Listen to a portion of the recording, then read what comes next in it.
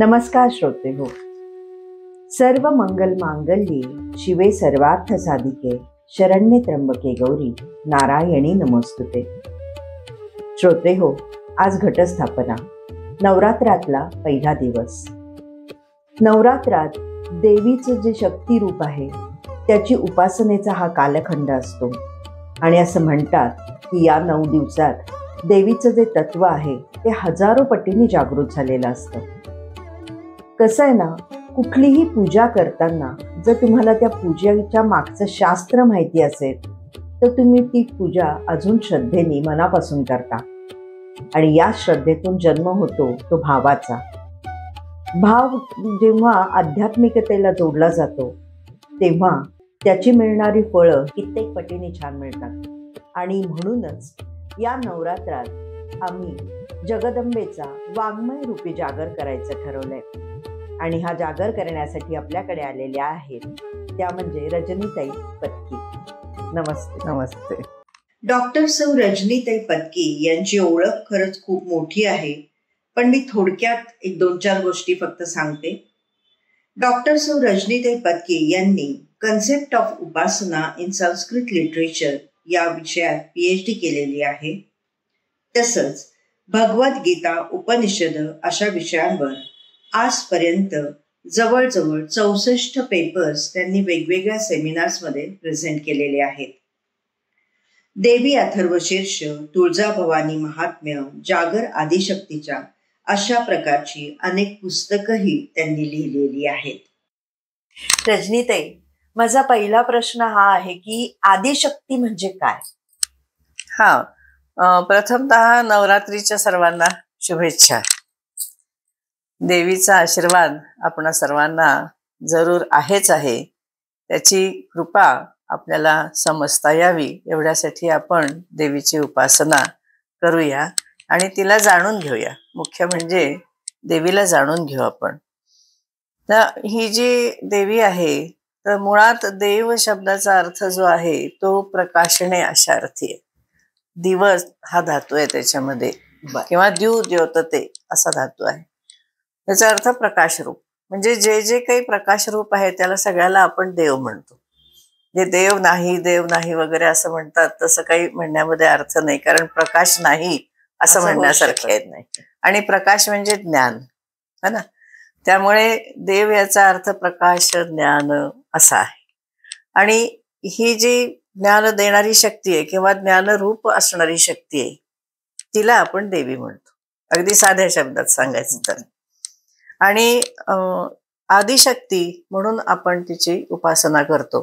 आता ही आदिशक्ती का आहे तर आदि म्हणजे प्रथम. आता जेव्हा एखादी निर्मिती व्हायची असते तेव्हा आपण काय बघतो की समजा आपल्या घरामध्ये फर्निचर करायचंय तर आपण म्हणतो ठेवायला जागा आहे का, बरोबर है ना. तसं ही आदिशक्ती जेव्हा निर्मिती करते तेव्हा कशाची करेल किंवा कुठे करेल असा प्रश्न असतो. तेव्हा पहिल्यांदा जे काही निर्माण झालेलं आहे ते आकाश. आणि मग ते कुठल्या वेळेला निर्माण झालं, ज्याला स्पेस आणि टाइम असं म्हटलं जातं. तर हा पहिला भाग येतो निर्मितीमध्ये. तर हे निर्माण होण्यापूर्वी सुद्धा शक्ती होती, त्याशिवाय ही निर्मिती होती, म्हणून तिला आदिशक्ती म्हणायचं. आणि तिच्यापासून सर्व जगताची झाली उत्पत्ती. आणि असं म्हटलं जातं की ती आहे त्रिगुणात्मिका आणि तिच्यापासूनच ब्रह्मा, विष्णू, महेश यांची पण निर्मिती झाली. त्यामुळे ती त्यांची पण अंबिका म्हटली जाते. म्हणजे असं खूप तिच्या पाठीमागचे जे तत्व आहे, शक्ती या म्हणजे या संकल्पनेचं म्हणा किंवा या रूपाचं, ते असं आधीपासून आहे, सगळ्यांच्या आधी असणारी अशी ती शक्ती. आणि ही शक्ती त्रिगुणात्मिका जी आहे, म्हणजे सत्व, रज, तम हे तर आहेतच त्याच्यामध्ये, पण तिची जेव्हा प्रक्रिया सुरू होते निर्मितीची तेव्हा तिच्या बाकीच्या एक एक शक्ती आपल्याला उलगडत जातात. त्यामुळे ज्ञान, बल आणि इच्छा ह्या 3 शक्ती या जगामध्ये प्रमुख आहेत. इच्छाशक्ती, क्रियाशक्ती, ज्ञानशक्ती. म्हणजे बलासाठी क्रिया लागते, बरोबर. म्हणजे बलामुळे क्रिया घडते. म्हणजे इच्छाशक्ती, ज्ञानशक्ती, क्रियाशक्ती ह्या 3 शक्ती महत्वाच्या. आणि ह्या 3 शक्तीपासून सगळ्या जगाची निर्मिती झालेली आहे. पण शक, तिला शक्ती का म्हणलंय तर शक हा धातू आहे. अच्छा. त्याला समर्थ असणे, काहीही करण्याचं सामर्थ्य असणे, त्याला म्हणायचं शक्ती. आता ही जी शक्ती आहे ही कशी आहे तर सर्व चैतन्य रूपा असं म्हटलेलं आहे तिला. म्हणजे आपण विज्ञानामध्ये जड आणि चेतन म्हणतो, पण जड असलं तरी आपल्याकडे जड मध्ये सुद्धा काहीतरी चेतनता असते असं आपलं शास्त्र सांगतं. कारण त्याशिवाय कण सुद्धा एकमेकाला घट्ट धरून ठेवत नाही, है ना. तुमच्या सायन्स प्रमाणे सुद्धा. तर मी सायन्सची विद्यार्थिनी नाहीये, पण थोडं बरोबर आहे. येतं याच्यामध्ये. तर जडा म्हणून ज्ञानेश्वर महाराज काय म्हणतात, सर्व उपाधी माझी गुप्त, चैतन्य असे सर्वगत, ते तत्वज्ञ संत ओळखती, त्यांना माहिती येते. तर आपल्यासारख्यांना वाटतं हे टेबल जड आहे किंवा ही वस्तू जड आहे, पण तशी ती जड नसते. त्यामुळे त्या देवीला असं म्हणतो आपण सर्व चैतन्य रूपा, सगळ्यामध्ये चैतन्य रूपाने असणारी. मग छोटासा किडा असू दे ब्रह्मदेवापर्यंत असू दे, आ ब्रह्म विपिलिकांत म्हणतात, सगळीकडे हे चैतन्य आहे. त्यामुळे ही आहे मुळात कशी आहे, सगळ्यांच्या मध्ये असणारं चैतन्य. म्हणजे आपण पाहिलं सामर्थ्य, इच्छाशक्ती, ज्ञानशक्ती, क्रियाशक्ती, आणि दुसरं म्हणजे सामर्थ्य शक्ती. आता ही त्याच्यामध्ये ज्ञान असल्यामुळे निर्मितीची प्रक्रिया जी आहे ती त्याच्यामध्ये होऊ शकते. ती कशी होणार आहे, प्रत्येक गोष्टीचं ज्ञान, आपण म्हणतो झाडाचं बीज आहे, त्या बीजामध्ये वृक्ष होण्याचं ज्ञान आहे, बरोबर. ती ही देवीच आहे, त्याला सुद्धा आपण देवी रूप म्हणतो, कारण ते चैतन्य आहे. म्हणजे देवी कुठे नाही, तिचा काही अगदी सगुण साक्षात्कार व्हायला पाहिजे असं नाही, तिला फक्त जाणून घ्यायचं. मग आता ह्या देवीचं अवतरण आपल्याला कसं असतं, सगुण रूप असलं तर आपल्याला कळतं, आनंद होतो, कारण आपण सगुणात आहे. मग हिचं अवतरण कधी होतं तर अवतरण होतं अशा वेळेला की ज्या वेळेला पाशवी शक्ती जगामध्ये प्रबल होतात. म्हणजे आता आपण 2 उदाहरणं बघितली, काल बेंगलोरच्या त्या मुलीचं एक उदाहरण बातमीमध्ये होतं, दिल्लीचं एक होतं. तर हे पाशवी लोक आहेत, राक्षस आहेत हे. तर हे राक्षस जेव्हा बलवान होतात आणि सज्जनांना त्यांच्यावरती काबू करणं कठीण जातं, अशा वेळेला देवीचं अवतरण होतं, कोणाच्या तरी रूपामध्ये ती शक्ती रूपाने येते. आणि ती येते तरी कशी तर जसं त्यावेळेला रूप आवश्यक असेल तसं. मग कधी नारसिंही असेल, कधी वाराही असेल, कधी चामुंडा असेल, कधी ऐंद्री असेल, अशी वेगवेगळ्या रूपामध्ये ती येते. आणि मग ते आपल्याला पुढे तिचं चरित्र दिसतं की तिने अशा प्रकारे केलं. आपल्याला कसं असतं, सगुण चरित्रामध्ये जास्त रस असतो, है ना. पण आताच्या काळामध्ये एकदम मुलं त्याच्यावर विश्वास ठेवत नाही की असा कुठे देव असतो का, अमुक असतं का.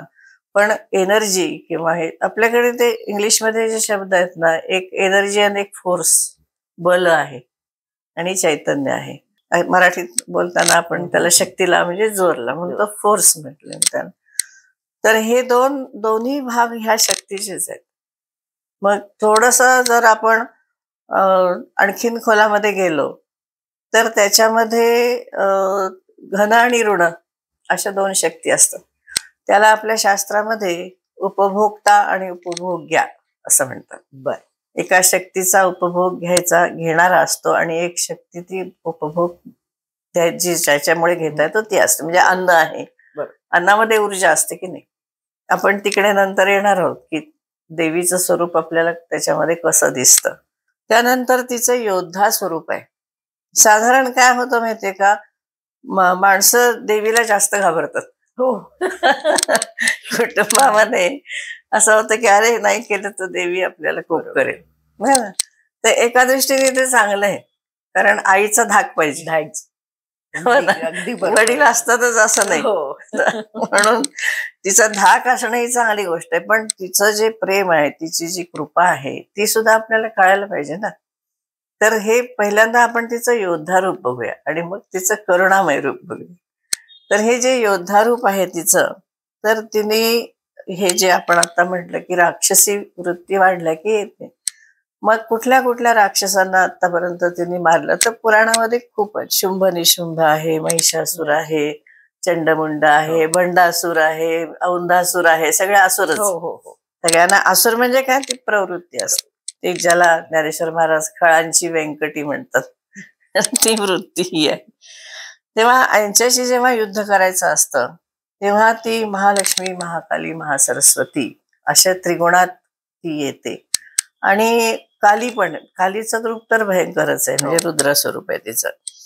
आता ती आपल्याला अष्टभुजा, दशभुजा अशा रूपामध्ये असते, कारण तिच्या हातात जेवढी शस्त्र जास्त तेवढी ती जास्त पॉवरफुल ना, तिच्यामध्ये जास्त ताकद आहे. तेव्हा आणि तिची वाहनं सुद्धा बघा, सिंह आहे, वाघ आहे, है ना, साधी सुधी नाही आहे, गरीब गाय वगैरे असलं काही नाही, ती तशी आहे. त्यामुळे ही जी भयकारी अशी तिची रूप आहेत आणि तिने त्या रूपात राक्षसांचा विनाश केलेला आहे. त्यानंतर तिचं करुणामय रूप आहे. देवी खरी म्हणजे आई आहे आणि तिचं करुणामय रूप आपल्याला शाकंभरीमध्ये दिसतं. जेव्हा दुष्काळ पडला, अनावृष्टी होती खूप, त्यावेळेला तिने सहस्र धारांनी वर्षाव केला, अन्नाची उत्पत्ती केली, धनधान्य वगैरे केलं, तर ती अनेक ठिकाणी प्रकट झाली. सोनई, यमाई, वैष्णवी अशा ठिकाणी झाली. कारण देवीचं जे मातृस्वरूप आहे ते सगळ्यामध्ये जास्त महत्वाचं आहे. तेव्हा मातृस्वरूपामध्ये ती आद्य जननी, म्हणजे आपण सगळेजण तिची लेकरं आहोत. आणि ज्ञानेश्वर महाराज म्हणतात तसं मळक्या कपड्यांनी जरी लेकरू जवळ आलं तरी आई वडील उचलून घेतात, तसं ती आपल्यामध्ये जरी दुर्गुण असले तरी सुद्धा ती आपल्याला जवळ करते. म्हणजे असं काही म्हणायला नको की मी दुर्गुणी आहे, मी कशी उपासना करू, असं देवीच्या ह्याच्यामध्ये काही नाही. त्यामुळे तिला ना कल्याणी, विधात्री, कामदायी, वृद्धी, सिद्धी, सच्चिदानंद रूपिणी, नंतर तिला एक वेगळं एक असं नाव, म्हणजे फारसं परिचयाचं नाही, संसार अरणी असं एक तिचं नाव आहे. अरणी म्हणजे अरणी मंथा माहितीये ना, त्याच्यामध्ये ती अरणी ज्याच्यातून अग्नी उत्पन्न होतो, तर अशी ती आहे. त्यामुळे ती मातृरूपाने जगाचं पालन पोषण करते, उत्पत्ती करते, पाळते सुद्धा, लेकरांवर कृपा करते आणि वेळ आली तर त्याच्याशी दोन हात पण करते. तेव्हा हे आदिशक्तीची जी उपासना आहे, ज्याला तुम्ही खूप काय आहे देवी म्हणजे नेमकी काय आहे, तर हे देवीचं मूळचं स्वरूप आहे. तसं निर्गुण निराकार आहे, कारण ती परब्रह्माची पराशक्ती. कारण शक्ती ही कोणाची तरी असते ना, बरोबर की नाही? जरी ती परब्रह्म स्वरूप असली तरी ती धारण करणारा जो कोणी आहे त्याला आपण परब्रह्म, ब्रह्म याचा अर्थ काय, बृहत, एवढंच. तर ती म्हणून ती सुद्धा परब्रह्म स्वरूपी नाही, कारण शक्तिमान आणि शक्ती वेगवेगळे असू शकत नाही. पैलवान आला आणि शक्ती घरी ठेवून आला असं नाही. तर असे हे देवी आहे. म्हणजे आदिशक्ती म्हणजे कोण, आदिशक्ती. खूप छान. गणपतीमध्ये गणपती अथर्व शीर्ष पठणाचं जसं महत्व आहे, तसं नवरात्रामध्ये श्री सुक्त आणि देवी अथर्व शीर्ष याच्या पठणाचं महत्व आहे. तर त्याच्या मागे काय? तर ते आपण बघूया. त्याच्या आधी मी थोडीशी माहिती आणखीन सांगते. तर त्याच्यामध्ये हे जे मुळात आपण आता बघितलं की हे देवीचं स्वरूप आहे, पण हे कुठून सुरुवात झाली याची आपल्याला कसं त्याचं ज्ञान पहिल्यांदा झालं, तर त्याच्यामध्ये आपण ऋग्वेदापासून आहे. जे आता आपण श्री सूक्त पाहणार आहोत ते ऋग्वेदाच्या खिल पर्वात आहे. ओके. आणि अथर्व शीर्ष पण आहे अथर्व वेदामधलं. हे दोन्ही वेदांमधून उपासना ह्या आलेल्या आहेत किंवा देवीचं स्वरूप तिथे सांगितलेलं आहे.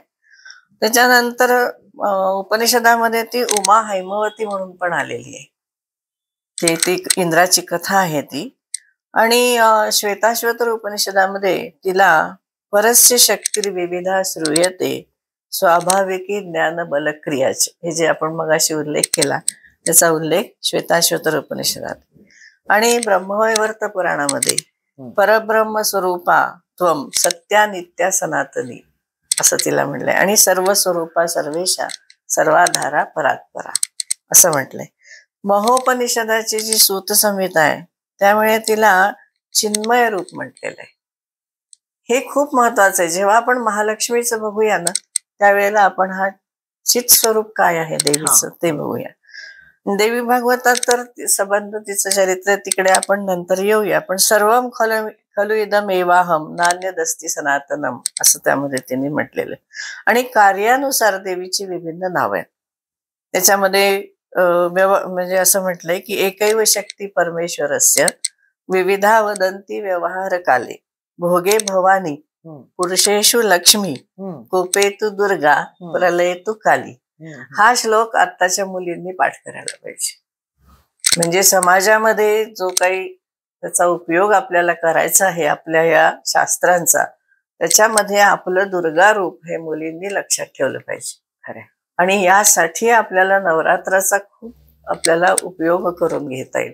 कारण मुलींना लगेच मुळू रडतात म्हणा किंवा असहाय्य समजतात, तर आपण असहाय्य नाही हे त्यांना पक्क आपण शिकवलं गेलं पाहिजे. आणि त्रिपुर सुंदरी अशी आहे. बर, भारतामधली जी प्रमुख केंद्र आहेत 3.5 पीठ वगैरे ते आपण नंतर पाहणार आहोत. पण आपण आता श्रीसूक्ताच्या संबंधी विचार करूया. नवरात्रामध्ये श्रीसूक्त म्हणण्याची पद्धत आहे आणि श्रीसूक्ताचे पाठ खूप जण करतात. घरोघरी जाऊनही करतात, मंदिरातही करतात. त्यानंतर यज्ञासाठी पण म्हटलं जातं, स्वाहाकारासाठी वगैरे. तर हे जे श्रीसूक्त आहे, तर आपण असं पाहतो की साधारणतः 19व्या शतकाच्या उत्तरार्धापासून वैज्ञानिक प्रगती खूप व्हायला लागली आणि झपाट्याने झाली. म्हणजे आमच्या 25 वर्षाच्या या काळामध्येच केवढा तरी बदल समाजामध्ये झालेला आहे. पण शास्त्रज्ञ सुद्धा अजून मूळ कुठे आहे ते शोधतात. या विश्वाचं मूळ कुठे आहे, विश्वाची उत्पत्ती कुठून झाली आणि संशोधनात परिपूर्णता केव्हा येईल हे पाहत आहेत ते. पण आपल्याकडे भारतामध्ये प्राचीन ऋषींनी हा शोध आधीपासूनच घेतलेला आहे की कुठून विश्वाची सुरुवात झाली आणि विश्व मुळात प्रकट कसं झालं. तर त्यामध्ये आपण पाहतो की वेदांपासून आहे, त्याचे विविध आविष्कार हे सगळे या चेतन सृष्टीमध्ये जड आणि चेतन दिसतात, ते कसे दिसतात वगैरे. तर याचा त्यांनी एक जेव्हा आपण वेद म्हणजे ज्ञानाचं भांडार आहे, वेद म्हणजे जाणणे असाच अर्थ आहे. तर त्यामध्ये 2 सूक्त महत्वाची समजली जातात, एक पुरुष सूक्त आणि एक स्त्री सूक्त. तर पुरुष सूक्त आपण विष्णूच्या पूजेमध्ये किंवा कुठल्याही देवाच्या पूजेमध्ये चालतं किंवा षोडशोपचार पूजेमध्ये आपण वापरतो. आणि श्रीसूक्त जे आहे ते खास करून ह्या आदिशक्तीचं जिची आपण आता माहिती घेतली तर त्याच्या आहेत. त्याच्यामध्ये 16 रुचा आहेत. 16वी रुचा आहे ती फलश्रुतीची, आणि तरी सुद्धा त्याला आपण नंतर देवी सूक्त जोडून म्हणण्याची एक पद्धत आहे. आता याच्यामधली श्री जी आहे ती लक्ष्मी आहे असं समजलं जातं, पण तसं ती नाहीये, ती आदिशक्ती. फक्त महालक्ष्मीचं रूप म्हणजे श्री असं नाही. आपण गणपतीला पण श्री म्हणतो. श्री हे आपण सगळीकडे लावतो, ते मी नंतर सांगेन. कारण तो जो श्री हा शब्द आहे ना, तो खूप महत्वाचा आहे आणि बऱ्याच जणांना तो नीट म्हणता येत नाही असं पण आहे. तर त्याच्यामध्ये जी अक्षर आहेत त्याबद्दल आपण जेव्हा मंत्राकडे वळू तेव्हा बघूया. तर हे जे आहे ही आदिशक्ती आहे आणि ही मी आता म्हटलं तसं विश्व अरणी, जिथून विश्वाची उत्पत्ती झाली, विश्व विभूती म्हटलं जातं, परब्रह्माची परमाशक्ती म्हटलं जातं, ऋषिकेशाचे अनुसरण करणारी असं म्हटलं जातं, विश्वचालक आहे आणि विश्वाचा मधला ऊर्जा स्रोत आहे. मला मुख्य भर द्यायचा आहे तो या ऊर्जा स्रोतावर द्यायचा. कारण सगुण रूप तर आपण पाहतोच, लक्ष्मीचं कसं आहे काय, किंवा कोणती आपली जी कुलदेवता असेल, अन्नपूर्णा असेल, सगुण रूप आपल्याला माहिती आहेत. पण तिचा जो मूळचा ऊर्जा रूपाचं जे वर्णन श्रीसूक्तामध्ये आहे ते आताच्या पिढीला जास्त कळण्यासारखं आहे किंवा अपील होण्यासारखं आहे, आवडण्यासारखं आहे. तर आपण ते सुद्धा बघूया आधी. ते त्याच्यामध्ये मुख्यतः काय आहे की क्रियाशीलता आहे. कारण कुठलीही गोष्ट ही केल्याशिवाय होत नाही. नुसतं जर आपण म्हटलं की मला मुंबईला जायचं असं 100 वेळा घोकलं तर काय आपण जात नाही. प्रत्यक्ष आपल्याला हालचाल करावी लागेल. तर ही जी क्रियाशक्ती आहे ती याच्यामध्ये आहे. आता एक कोणती आहे क्रियाशीलता, कोणत्या घटकांच्यामुळे आहे? विश्व जे चालतं सगळं, तर ते कोणीतरी चालक आहे ना त्याचं, ते आणि त्याचं कसं नियमाने चालतं. हे नियम आपण बदलू शकत नाही. आता थोडेफार बदल शास्त्रज्ञ करतात, कलम करून वेगवेगळी फुलं आणतात वगैरे, पण ते मूळची निर्मिती नाही करू शकत. असं तर ते कसं होतं, तर त्याच्यामध्ये साधारणतः श्रीसूक्तामध्ये जे ऊर्जा स्रोत म्हणून आपण त्याच्याकडे जर पाहायचं ठरवलं तर अग्नी, भूमी, जल, चंद्र, सूर्य आणि प्राण हे विश्व चालण्यासाठी आवश्यक असणारे प्रमुख घटक. त्याशिवाय विश्व चालणार नाही. बरोबर. आता याचा उल्लेख हा श्री सूक्तामध्ये आहे. तो कसा आहे? कारण हे तसं माहिती नाही आपण नाही. सगुण रूपात हो, हो, आहे हो, हो, आणि हो. तिची पूजा करतो, खरंय. मग तिला बोलावतो, काहीतरी असं म्हणजे षोडशोपचार पूजा बरोबर वगैरे आहे. करतो, एवढंच आपल्याला माहितीये. पण हे जर जाणून घेतलं ना तर एकदा जरी तुम्ही श्री सूक्त म्हटलं तरी आपल्यामधली चेतना शक्ती आणि विश्वामधली चेतना शक्ती यांचं आपण ट्युनिंग करू शकतो आजच्या भाषेमध्ये. जसं आता या रूम मध्ये सुद्धा विविध हे आहेत ना, अशा Energies आहेत. एनर्जीज आहेत, किंवा आपण म्हणतो काय ते हे जे येतात ना रेज, असे वेगवेगळे, आपण टीव्हीचे चॅनल्स म्हणा किंवा रेडिओचे लहरी अशा आहेत. पण आपण ट्यूनअप केल्याशिवाय लागत नाही ना ते. तसं या विश्वामधली जी शक्ती आहे ती जर आपल्यापासून वेगळी समजली तर आपलं तिचं ट्युनिंग होत नाही. खरंय. आणि ते जर व्हायचं असेल तर आपल्याला हे श्री सूक्ताचं नीट समजून घ्यायला पाहिजे की हा ऊर्जा स्रोत आणि आपल्यामध्ये असणारा ऊर्जा स्रोत एकच कसा आहे. हे समजलं ना तर एकदा श्री सूक्त म्हटलं तरी बास. 1000 वेळा म्हणायची काही गरज नाही. खरंय. मग अशी मी जसं म्हटलं, जसं की तुम्हाला माहिती असेल की तुम्ही काय करताय, हा. त्याच्या मागचं शास्त्र माहिती शास्त्र असेल तर माहिती. जास्त मनापासून ती गोष्ट केली जाते आणि आपल्याला एक कॉन्फिडन्स येतो की अरे हे आपण आणि हे काही वेगळं नाहीये. आपल्याला येऊ शकतं हे या गोष्टी. हा एक येतो. तर त्याच्यामध्ये आपण एक एक घटकाचं कसं ह्या श्री सूक्तामध्ये हे ऊर्जा म्हणून कसं आपल्याला पाहता येतं किंवा जाणून घेता येते श्री. आणि मग लक्ष्मी नाही, आम्हाला लक्ष्मीचा साक्षात्कार नाही असं आपण म्हणू शकत नाही. कारण मी पाहते, मला समजते ही लक्ष्मी, मला कशाला सगुण रूपामध्ये घेऊन तिची पूजा करायला पाहिजे ना. खरंय. जे नीट जाणून घेतलं तर आजकालची मुलं हुशार आहेत, सगळी नवीन पिढी जास्ती हुशार आहे. त्यांना जर हे समजलं तर ते अगदी सहज जाता येता लक्ष्मीला नमस्कार करतील, नाही तर करणार नाहीत ते. तर हे अग्नी बघूया आपण. अग्नी हे देवांचं मुख आहे असं समजतो आपण. पहिली ऋचा वेदामध्ये अग्निवेळे पुरोहित. तुम्ही हे करता अग्निहोत्र करता, त्यामुळे तुम्हाला माहितीये. तर हे आपण पहिली ऋचा जर बघितली तर स्त्रीला अग्नीकडून बोलावले. हे फार महत्वाचं आहे बरं का. लक्ष्मीला आवाहन अग्नीकडून आहे. अग्नी तिला घेऊन ये म्हणतो आपण, जातवेद ताम आवह. कारण आपल्याकडे एक श्लोक आहे की लक्ष्मी इच्छेत हुताशनात असं म्हटलंय. आरोग्यम भास्करात इच्छेत. म्हणजे कोणाकडून कशाची अपेक्षा करावी, तर आरोग्य तुम्हाला पाहिजे असेल तर सूर्याची उपासना करायला पाहिजे. म्हणजे सूर्य नमस्कार घालणे वगैरे असं, म्हणजे सूर्याच्या उजेडात बसायला पाहिजे, सूर्य नमस्कार घातले पाहिजे ते. आणि मोक्षमिच्छेत जनार्दनात. मोक्ष मिळवायचा असेल तर विष्णूची उपासना. पण लक्ष्मी इच्छेत हुताशनात.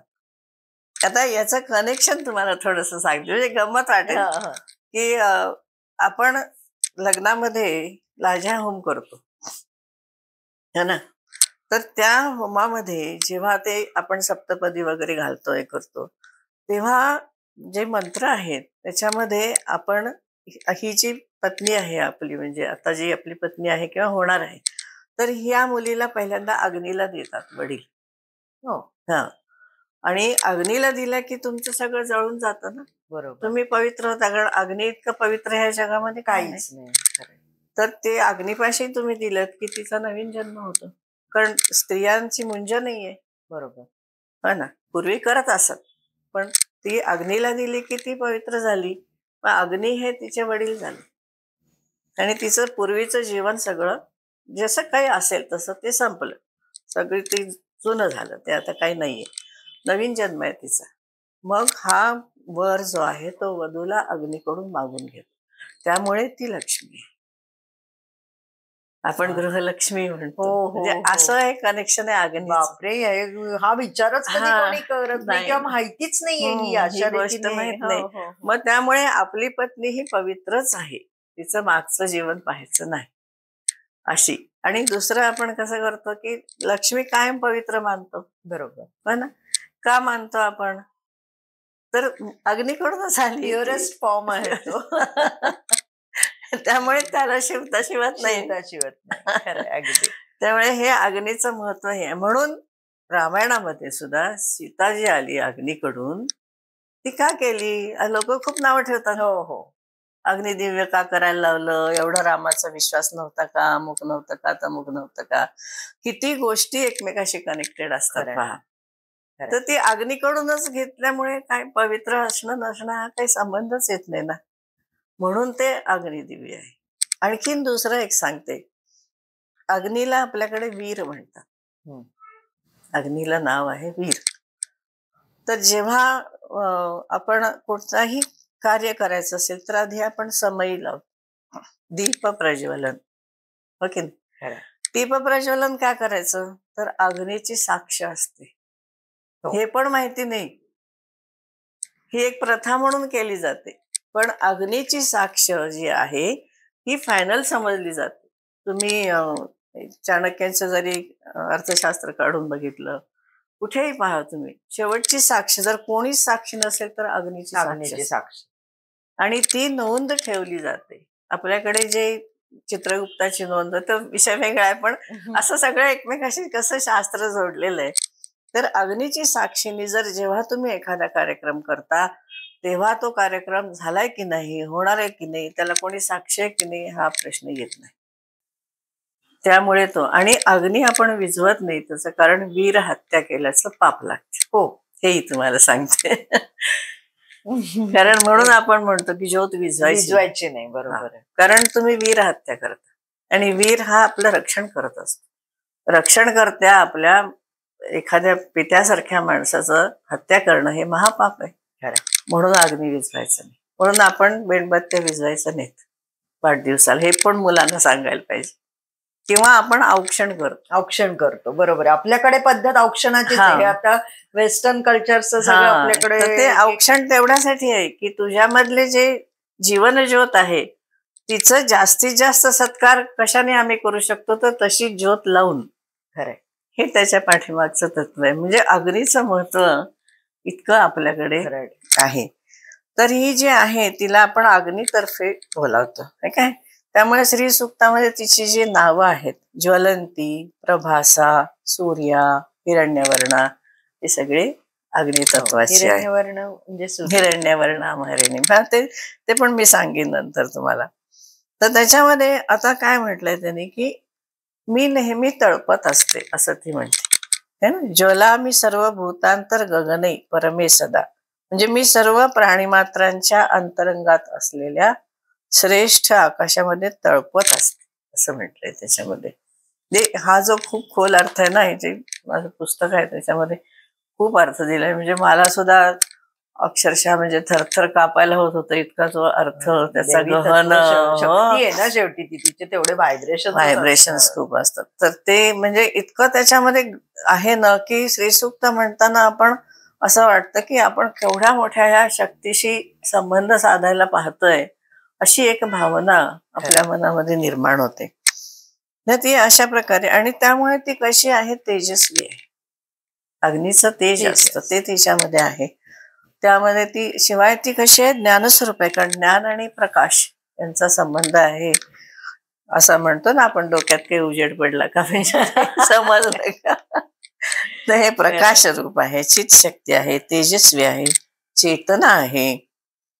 आणि दुसरं ती कशी आहे, आता ही चेतना आपल्याला कुठे दिसते, तर ते पण आपण नंतर पाहणार की जठराग्नी आहे आपला. त्याच्यामधूनही आपल्याला अग्नीचं स्वरूप कळतं, आपल्यामधलं वाणीच्या रूपाने कळतं. म्हणजे हे जे एक एक आपले जे ऊर्जा आपल्याला मिळते ती त्याच्यापासून मिळते की आपल्यामध्ये सुद्धा अग्नी आहे. आणि पुढे आपण चंद्र सूर्य बघू तेव्हा आणखीन बघूया आपण. पण ते हे जे आहे आपल्याला आणखीन एक ऊर्जेचा स्रोत आहे आपल्यामध्ये. जसं हा जठराग्नी आहे, तर त्या जठराग्नीसाठी आपल्याला अन्नातून ऊर्जा घ्यावी लागते, है ना. त्यामुळे भूमी हे एक देवीचं स्वरूप आहे. म्हणून आपण भूदेवी आणि श्रीदेवी आपण विष्णूच्या पत्नी म्हणतो.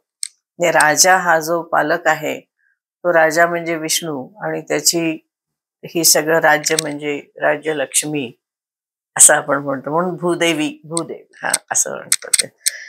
तेव्हा ही जी भूमी आहे ती भूमाता किंवा क्षमा असं तिला म्हणतो आपण. त्याच्यामध्ये आपण अन्नापासून, अन्न म्हणजे भूमीमध्ये अग्नी आहे तो लाव्हारसाच्या रूपात आहे. लाव्हारसातला अग्नी जो आहे म्हणजे भूमीमधला, तो झाडांमध्ये येतो. लाकूड हे जळाऊ लाकूड असतं, हो ना. आता ते आपण हात लावला तर ते थंड आहे, पण ते वाळल्यानंतर ते अग्नीचं रूप धारण करतं. त्यामुळे तो तिथे आपल्याला दिसतो. दुसरं म्हणजे अन्नामध्ये दिसतो, कारण अन्नामधून आपण उष्मांकच मोजतो ना, कॅलरीज. खरंय. हो की नाही? म्हणजे हे जे उष्मांक आहेत, हे अग्नीचं जे भूमीमधलं स्वरूप आहे ते आपल्याला ऊर्जाच आहे ना, मग ती लक्ष्मीच आहे. म्हणून धान्य लक्ष्मी. हे सगळ्याला का मानतात त्याच्यामध्ये ना अजिबात अंधश्रद्धा नाहीये किंवा चुकीच्या समजुती काही नाहीत, पण खोलात जाऊन त्याचा आपण अभ्यास करतो. खरंय. मग आपण म्हणतो की नाही, धान्याला पाय लावू नये. धान्य ही लक्ष्मी आहे. अष्टमहालक्ष्मीमध्ये आपण धान्य लक्ष्मी म्हणतो. धनधान्यांनी समृद्ध असावं असं म्हणतो. पण त्याच्यामध्ये ह्या कॅलरीज आहेत, उष्मांक आहेत. पण हे सगळं ते कुठून येतं? सगळे उष्मांक भूमीतून येतात. म्हणून ही भूमी ही एक लक्ष्मी आहे, है ना. त्याच्यामध्ये तिचे रुचा आहेत, पण त्या काय आता आपल्याला सांगायला नको. आणि त्याच्यानंतर आपल्याला पाणी, जल तर आपण पाहतो इलेक्ट्रिसिटी निर्माण होते. बाकीचे पण म्हणजे मोठा ऊर्जा स्रोत आहे तो. आणि मुख्य कसं आहे, आता तुम्ही सायन्सचे विद्यार्थिनी आहात, हायड्रोजन आणि ऑक्सिजन हे जळणारे वायू आहेत, हो की नाही. त्याच्यापासून थंड पाणी आहे. म्हणून समर्थांनी पाण्याला थंड अग्नी म्हटलंय. तुम्ही पहा दासबोधामध्ये उष्ण अग्नी आणि थंड अग्नी असं केलंय. मग चंद्र हा थंड अग्नी आहे, पाणी हे थंड अग्नी आहे. म्हणजे पाणी हे सुद्धा अग्नीचंच रूप आहे, पण ते थंड आहे. तर लक्ष्मी पाण्याच्या रूपाने आहे. आणि दुसरं म्हणजे आली कुठून? लक्ष्मी कौस्तुभ पारिजात कसुरा धन्वंतरीश चंद्रमा, आपण श्लोक म्हणतो की नाही, रत्न जी आली सागरातून, त्याच्यामधून लक्ष्मी आली. मग ते आली कुठून? पाण्यातून. म्हणून ती ओली आहे. दक्षिणा ओली करून देतात. का देतात? तर लक्ष्मी त्यातून आली, पाण्यातून आली म्हणून देतात. म्हणजे असं तिचा पाण्याशी तिचा संबंध आहे. म्हणजे पाणी हे लक्ष्मी तंत्रामध्ये त्याला आपण ऊर्जा स्रोत असं त्यांनी घेतलेलं आहे. पुष्कळ त्याच्या रुच्या आहेत, पण आपल्याला इतकं काय आपण इथे सांगायला नको. त्याच्यानंतर तिला सरस्वती रूपामध्ये आहे ना, अनपगामिनी म्हटलंय ती सुक्तामध्ये. तर ती न जाणारी लक्ष्मी कशी असते? चंचल असते, हो की नाही. एका आपण पैसे घेतो, दुकानदाराला देतो, दुकानदार ते पैसे घेतो, दुसऱ्याला देतो. तर ती ही लक्ष्मी जी आहे आमच्या जवळ असणारी, ती न जाणारी आहे, अनपगामिनी आहे, कुठेही ती जात नाही अशी लक्ष्मी. ती आपण मागतोय अग्नीकडून, की हे ते कुठे जायला नको, चंचल नको आम्हाला. म्हणून ते श्री हे जलस्रोत अशा अर्थी. म्हणून मग सरस्वती नदी याला आपण जिवंत मानतो. नर्मदेची पूजा करतो, गंगेची पूजा करतो. त्याचं कारण ते ऊर्जा स्रोत आहेत आणि मुळात अग्नी स्वरूप आहेत. म्हणजे तेजस्वी आहेत, चेतना देणारे आहेत, ऊर्जा देणारे आहेत. उगीचच्या उगाच आपण नदीची पूजा नाही करत. आपल्याला सध्या असं वाटतं मुलांना की हे सगळं काय वेडेपण आहे, नर्मदेला साडी नेसवतात, गंगेला साडी नेसवतात, अमुक करतात, याला काय वेडेपण आहे सगळं. पण हा त्याच्या मागे उद्देश आहे. आणि दुसरा उद्देश असा आहे त्याच्यामध्ये, म्हणजे माझा जो अभ्यास आहे त्याप्रमाणे, की जेव्हा तुम्ही नदीला साडी देता तेव्हा ते वस्त्र वाहत जातं आणि ज्या एखाद्या गरीब स्त्रीला अंग झाकायला सुद्धा कपडा नसेल तिला मिळतं. हा पण एक त्याच्यामागचा उद्देश आहे. म्हणजे दोन्ही आहे. एक महत्वाचं आहे आपल्याकडे, की सगळ्या ज्या आपले सणवार आहेत किंवा सगळे जे आपल्या उपासना आहेत ते आरोग्य, समष्टी आणि अध्यात्म हे तिन्हीचा विचार करून. तसं हे जलाचं आहे. ती सरस्वती आहे आणि ती पाणीच्या रूपामध्ये आणि वाणीच्या रूपामध्ये. वाणीकडे आपण नंतर केव्हा तरी येऊ, आपण मंत्रशास्त्र बघूया थोडस त्यावेळेला. काय हे देवी खूप विस्ताराने आदिशक्ती आहे, त्यामुळे ती इतकी पसरलेली सगळीकडे आपल्याला दिसते. त्याच्यानंतर चंद्र म्हणून तिची स्तुती आहे, चंद्रा म्हटलेलं आहे तिला. आता चंद्र हा कसा आहे, आपण किती साधं आहे बघा. आपल्याकडे पूर्वी भाऊबीजेला जर भाऊ आला नाही तर चंद्राला ओवाळायची पद्धत आहे. का आहे तर चंद्र हा भूमीतून आलेला आहे एक, आणि समुद्र मंथनातून आलेला आहे. लक्ष्मीचा भाऊ आहे तो, धन्वंतरीश चंद्रमा है ना. आणि मग लक्ष्मी ही आई आहे आपली, तसं चंद्र हा आपला मामा आहे. चंदा मामाच म्हणतात. म्हणून भाऊबीजेला आपला भाऊ नसेल तर तो सगळा आपला भाऊच असतो कायमस्वरूपी, कारण आपण लक्ष्मी स्वरूप आहे, तो आपला भाऊ आहे. म्हणून चंद्राला ओवाळायचं अशी आपल्याकडे प्रथा. म्हणजे कशा बसवल्यात, मला ऋषीमुनींचं फार आश्चर्य वाटतं की तुम्हाला कळो न कळो तुम्ही ते फॉलो करता. आता मुलं करत नाहीत ती गोष्ट वेगळी, कारण आता हे शिक्षणच आपल्याकडे मिळत नाही. एक्झॅक्टली. मला असं वाटतं की नवीन पिढीला जर त्याच्या मागचं हे सगळ्या गोष्टी का लिहून ठेवलेल्या आहेत किंवा काय आहे त्याच्या मागे हा अर्थ कळला तर कदाचित ते पण सगळं हे फॉलो करायला सुरुवात करतील. त्यांनाही आवडेल हे सगळं, नक्की आवडेल. कारण भूमीतून आलेला आहे, लक्ष्मी बरोबर आलेला आहे. भूमी ही जर आपली आई आहे तर भूमीतून आलेला तिचा जो भाऊ आहे तिच्या पाठोपाठ तो आपला मामा नाही का झाला. खरं, म्हणून तो ओवाळायचा, मग आपलाही तो भाऊ होतो. अशा प्रकारे आपण चंद्राला महत्व देतो ते ओवाळण्यासाठी. आणि दुसरं असं की चंद्र थंड आहे, मग अशी म्हटलं तसं समर्थाने त्याला थंड अग्नीच म्हटलेलं आहे. आणि त्याच्यामध्ये औषधी वनस्पती, औषधी गुणधर्म आहे. काही आयुर्वेदाच्या काही जे औषधी असतात ते चंद्रप्रकाशात वाळवतात, किंवा कोजागिरीला आपण जे घेतो चंद्राचं प्रतिबिंब पडावं, कोजागिरीला घ्यायचं. आणखीन एक महत्वाचं कारण म्हणजे पावसामुळे सगळे वातावरणातले धुलीकण खाली बसलेले असतात आणि जास्तीत जास्त चंद्राचा तेजस्वी प्रकाश त्यावेळेला असतो शरद ऋतूमध्ये. बरोबर. म्हणून ते त्याच्यामध्ये जर त्याचे प्रतिबिंब पडलं तर त्याच्यामध्ये औषधी सगळ्या येतात. त्यामुळे चंद्र हा औषधीचा कारक आहे असं म्हणलं. आणि दुसरं म्हणजे चंद्रमा मनसो जातः असं श्री सूक्त पुरुष सूक्तामध्ये म्हटलंय. त्यामुळे चंद्र हे ईश्वराच्या मनाचं प्रतिबिंब आहे असं पण त्याच्या पाठीमागे आहे. तर असं हे जे आहे चंद्र, त्याचा चंद्रामुळे भरती ओहोटी येते, चंद्राचं आकर्षण असतं हे तर आहेच आहे. तेव्हा तो रसतत्वाशी संबंधित आहे जास्त करून. आणि आपल्या शरीरामध्ये जो रस आहे रक्ताच्या रूपाने, वीर्याच्या रूपाने, त्याच्याशी त्याचा संबंध आहे. त्यामुळे वीर्य शक्ती वाढवायची असेल, आपल्यामधलं रक्ताभिसरण जर चांगलं व्हायचं असेल तर आपल्याला ह्या चंद्राची लक्ष्मी रूपाने पूजा करता येते असं त्याच्यामागे आहे. आणि आता राहिला सूर्य. सूर्य तर काय, सूर्य आत्मा जगत हा जगाचा सगळा आत्मा आहे, मूळ स्रोत त्याचाच आहे. तो नाही उगवला तर आपली पृथ्वी कधीच नाहीशी होईल. देवांमध्ये दिसणारा एकमेव सूर्यच आहे. तर तो त्याचा जो ध्यान श्लोक आहे की ध्येय सदा सवितृमंडल मध्यवर्ती नारायण सरसिजा सन्निविष्टा केयूरवान मकर कुंडलवान किरीटी हरी हिरण्मय धृत शंख चक्र. आपण सूर्याला विष्णूचं रूप मानतो. सूर्यामध्ये असणारी सवितृ किंवा गायत्री शक्ती आहे ती लक्ष्मी. तर असं स्थावर जंगमाचा सगळ्याचा आधार असणारा आहे. आणि मूळ स्तोत आरोग्याचं म्हटलं मगाशी तसं आरोग्य भास्करात इच्छेत, आरोग्य पण त्याच्यापासून मिळतं. तर अशा प्रकारे श्रीसूक्तामध्ये अग्नी, भूमी, जल, चंद्र, सूर्य आहेत. याशिवाय एक जी आपल्याला भौतिक स्वरूपामध्ये दिसत नाही. आता हे सगळं आपण भौतिक स्वरूपामध्ये दिसतं, हे कोणाला नाकारण्याचं काही कारण नाही. बरोबर. आता राहिले प्राणशक्ती. कारण चेतना जी आहे ती असल्याशिवाय जग तर चालणारच नाही ना. कुठलंही असू दे, झाड वाढायचं म्हणलं तरी ते बीज चेतना पाहिजे.